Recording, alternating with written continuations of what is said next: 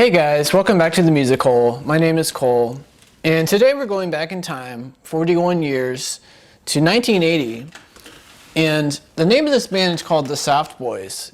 And the Soft Boys are interesting. They were the first band to feature singer-songwriter Robyn Hitchcock, who kind of went on to become a cult figure in the indie scene in the 80s and 90s. So this is his first real project. And this album came out in 1980. It's called Underwater Moonlight. And I guess the best way I could describe it is like an updated 80s version of the Byrds type jangle pop sound from the 60s. So it's got kind of like a college rock, alt rock, slightly new wavy edge to it. But anyway, I just hope you like it.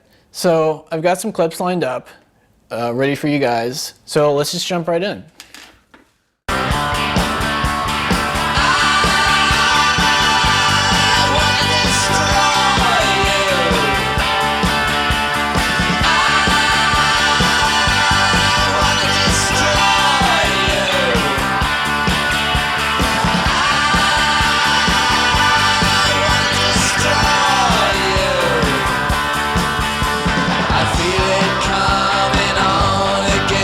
Just like it did before.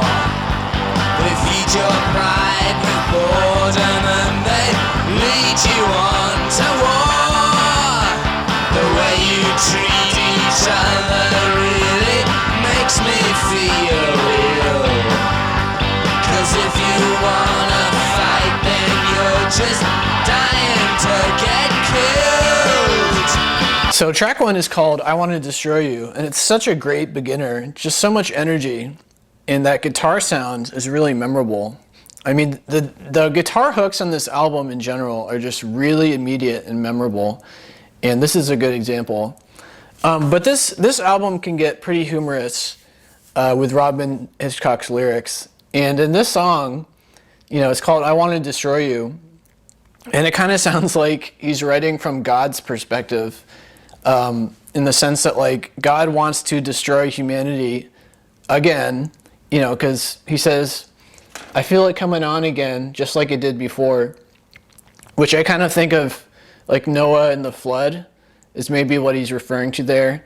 So like he's looking down at humanity, and humanity is doing all these things that are wrong. They're fighting each other. They're just doing all these awful things. And God is like, I just want to kill all of you because you're all just horrible, and it's probably insulting to him if you think about it, considering, man is made in God's image traditionally.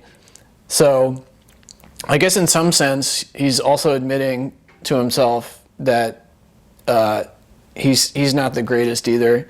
So it's kind of like a strange, funny, philosophical almost type thing going on. I like it. It's a good opener.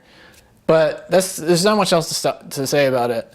So let's move on to track number 2 called Kingdom of Love. I would ramble all through time and space just to have a butcher's at your face. You're the one I love, or so it seems, because you've confiscated all my dreams. Yeah!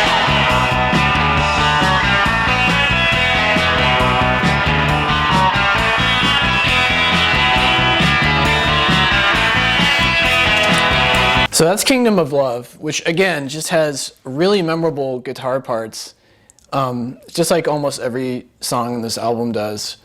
But I like the lyrics here a lot because, on one hand, they sound sort of simple in the sense of like he's talking about a guy who's fixated on a girl. He says that she's confiscated all of his dreams. But when he says that, I guess she's the one I love, I find that kind of humorous because what it sounds like is maybe this girl is confiscating his dreams because she's like extremely attractive, for example. So like on the surface level, you know, yeah, she's just totally hot, totally beautiful, and maybe that's what he's, you know, thinking about. But then if you dug deeper into who she is, it sounds like he doesn't really know who this person actually is, like, inside. So, you know, he's kind of thinking about that as like, well, I had this huge crush on this girl for, you know, any number of reasons, but he doesn't even know if, like, they would get along, if they would have any chemistry, if she's a jerk, if she's nice, you know what I mean? So it kind of made me think of all these things, and I'm assuming that's where he was going with this song. So it's another really cool song. I like it a lot. But that's all I have to say about it. So let's move on to another favorite of mine from this album, track 3, which is called Positive Vibrations.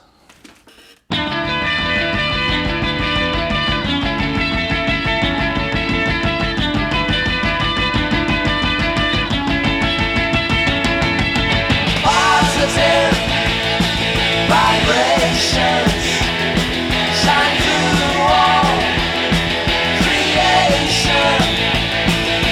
Positive vibrations unite all the nations. There you go, killing for peace. Don't you know you'll never get peace anymore?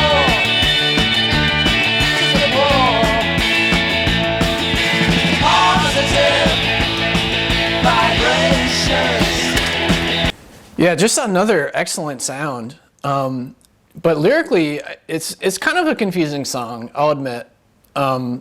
It's called Positive Vibrations, and he sings about positive vibrations, drilling for peace. But then he says, you know, don't you know that you're just going to get war? So it sounds like he's basically referring to the eternal struggle between the good and the bad, you know, the good and the evil, right? You're always going to have most of humanity trying to be peaceful, trying to get along, trying to get together and live peacefully. But there's always the undercurrent throughout society between nations that's going to just boil up into war, right? So for example, when he's talking about drilling for peace, I kind of sort of tie that into literally like drilling for oil. So like, that's a little bit of a stretch, but I'm going to go with it. So what I mean by that is just the reality of life forces conflict. So for example, drilling for oil is one of those things where, like, in our current society, we need oil, and because we need oil, you know, the leaders of countries who want the oil, who are ambitious enough or who are brave enough to challenge whoever has the oil, you know, it creates conflict. So again, that's a little bit of a stretch probably, but it got me thinking about that. You know, just in general, positive vibrations will always be there. It'll always be fighting the battle with evil. So yeah, it's kind of an interesting song a little bit, but a little confusing. But that's all I have to say about it. So let's move on to track number 4, which is called I Got the Hots.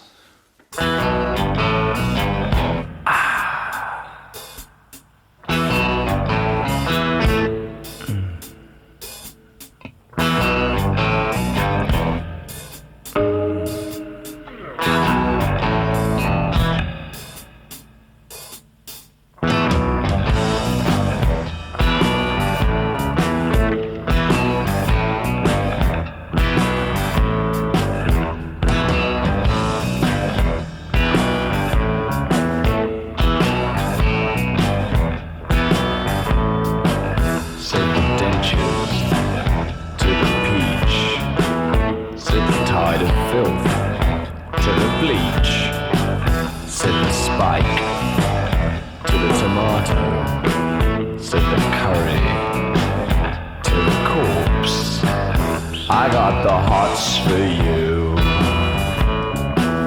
I got the hots for you. Yeah, again, we're getting a little humorous here with Robin's lyrics. You know, there's a lot of humor on this album, and the song is relatively simple lyrically speaking. You know, it's just she's just saying like, I've got the hots for you, just like how dentures have the hots for a peach. You know, in the sense that like someone with dentures who bites into a peach, the dentures would probably like leave their mouth, right? So he's just he has all these like weird analogies to someone having the hots for a girl, and then he's like, you know, comparing this to that in a similar way. So like it's just another silly, humorous song. Again, very catchy, but not much to talk about really. I just wanted to play a clip of it for you because it's a good sounding song. But that's all I have to say about it. So let's move on to track number 5, which is called Insanely Jealous.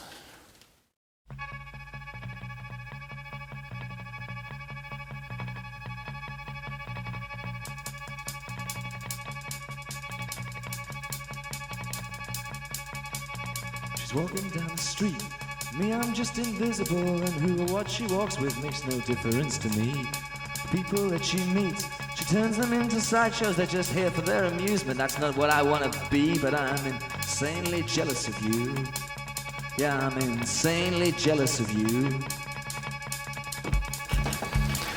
Oh man, our poor character, you know, the guy in this song is basically invisible, as he says. So perhaps he's like possibly ugly even. He's just not very attractive, and he's just jealous of this girl who is clearly very, very attractive. And because she is, she's got people that she kind of plays with as puppet strings. You know, they're there for her amusement, so to speak. So, you know, she doesn't really have to do anything to get noticed. She's just automatically by default noticed by all these people, and all these people are trying their best to, like, you know, enter her life, to maybe date her, any number of things. So this guy, as he says, like, he's totally jealous of this person who is totally visible, who's totally loved, who everyone's trying to suck up to.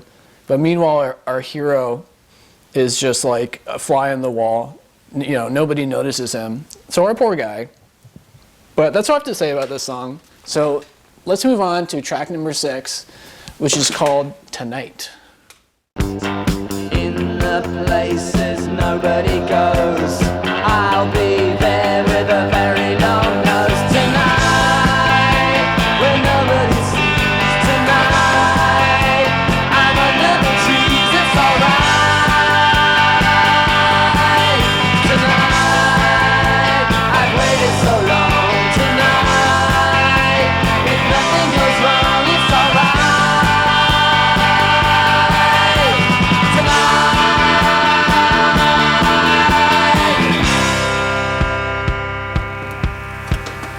So that's Tonight, and just a quick tangent. So it sounds like every song on this album is just a standalone story. Like, I've been trying to think of, you know, the title, Underwater Moonlight. I've been trying to think of this album cover, which is just totally bizarre. It has 2 like dummies of people. So there doesn't really seem to be a theme per se, which is okay. Like, there's nothing wrong with that.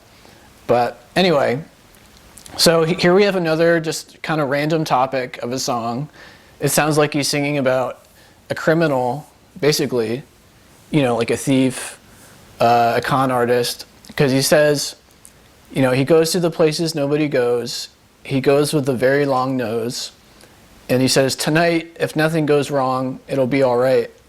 So it sounds like this guy's gearing up to rob a bank or something, you know, something like that. So it's just kind of like a mini glimpse into a criminal's day, I guess.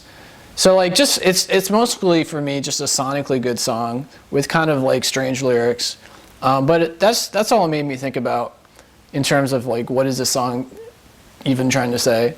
So that's all I have to say about it. So let's move on to track number 7, which is called You'll Have to Go Sideways.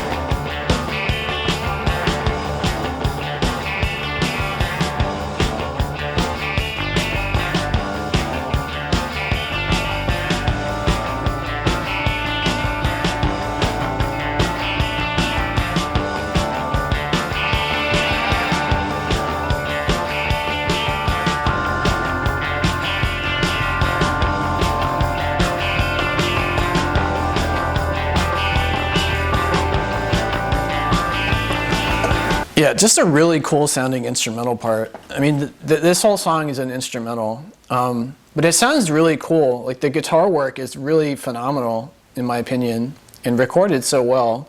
So I thought I'd play it for you guys because it is a highlight for me. But that's all I really have to say about it. So let's move on to track number 8, which is called Old Pervert.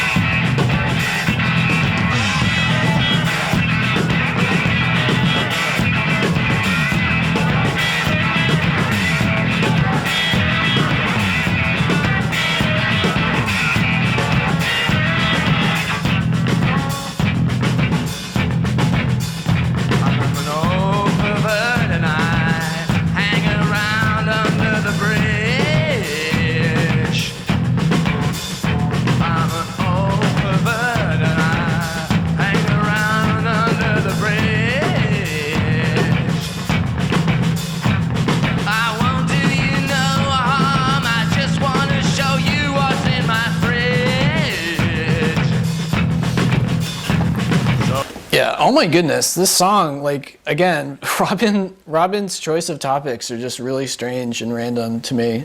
So this song is literally about an old pervert, right? It's called Old Pervert, obviously. And it's just about, like, his life and what he likes to do and what excites him. And we're just, for some reason, entering into the mind of a really creepy slash basically a criminal type person, right? Because she wants to show girls his you-know-what. You know, he says, I want to show girls what's in my fridge, which is kind of a funny line. So it's just like, there's not really much point to the song other than like trying to get into the mind of someone that really nobody's talking about in society. You know, like most people don't want to think about these things, probably. I mean, how many times have you seen a show or a movie about a guy who's like, I don't know, let's say a pedophile, right? Usually we don't, like we know these things happen, we know these people exist, but we don't ever talk about it, really. So I'm not really convinced he has anything important to say, but just the fact that he's willing, especially in 1980, to just address certain totally left field topics is kind of interesting. But again, it's another really well recorded, well played song. So it's also has its merits there. But anyway, that's all I have to say about it. So let's move on to number 9, which is called Queen of Eyes. Let's check it out.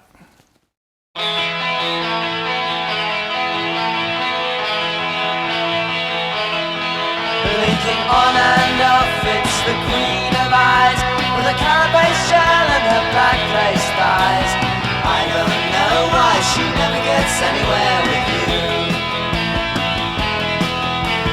Mucky the pig is out on a limb, he's looking for someone to investigate him.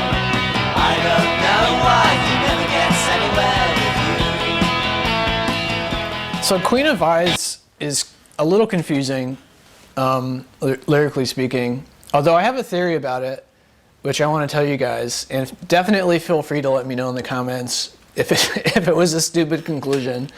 But so the song makes me think about basically closeted homosexuals, and what I mean by that is in the first verse, he's talking about this woman, the Queen of Eyes, with her black lace thighs, and he's looking at this guy who's probably next to the Queen of Eyes, and she's like making eyes at him.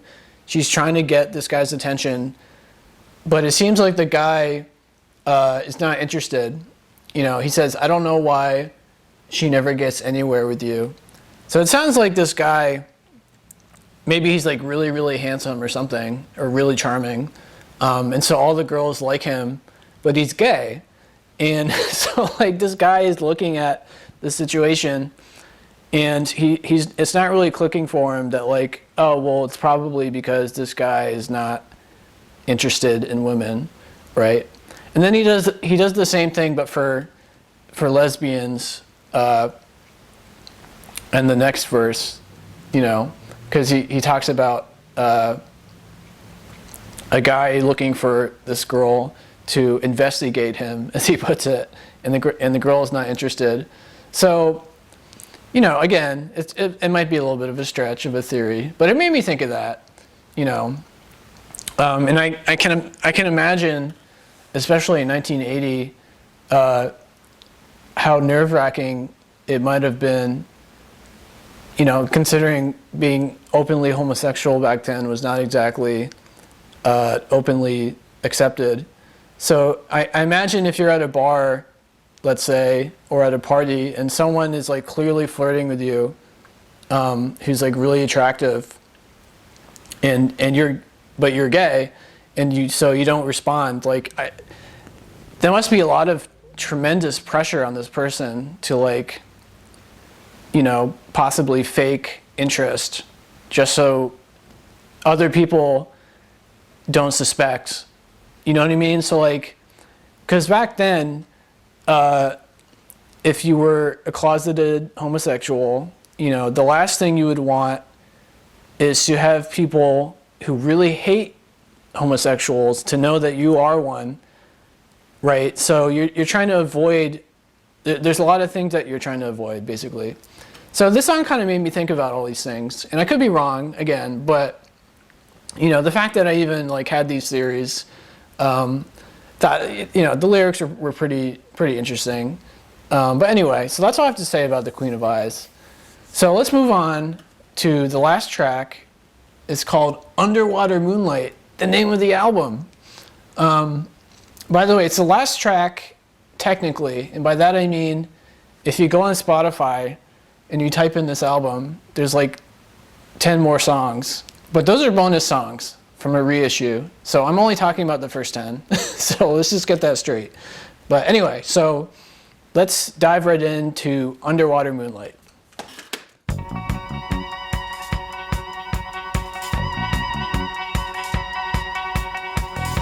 was white and she was white as only statues are.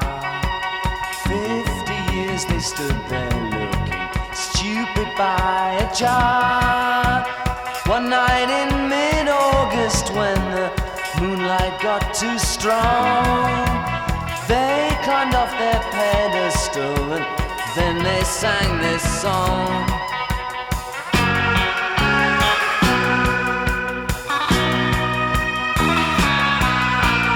Past the gun emplacement and the bones as white as bleach, through the rats and ivy till they came out on a beach, out into the ocean till they disappeared from view.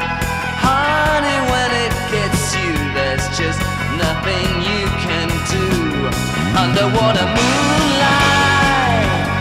So Underwater Moonlight is literally about these two statues that have been together, you know, somewhere along a beach for years and years and years. I think it was 50 years. And then all of a sudden they spring to life and they go out into the ocean, and they go to the bottom of the ocean where they basically die. So like the point of this song, as far as I'm concerned, and with a lot of this album, is it sounds like he's playing with the idea of like, I don't need to have lyrics that make any sense at all for me to write an amazing pop song, because like pretty much every song in this album is an amazing pop song, but the subject matters are just so bizarre and all over the place, and you know, sometimes he doesn't seem to have anything to say other than like look, it doesn't matter what I'm singing about, it's just so beautiful and recorded so well and performed so well that it doesn't matter that my song is just like this really weird kind of pointless song.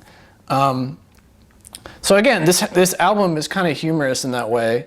At least I think it is.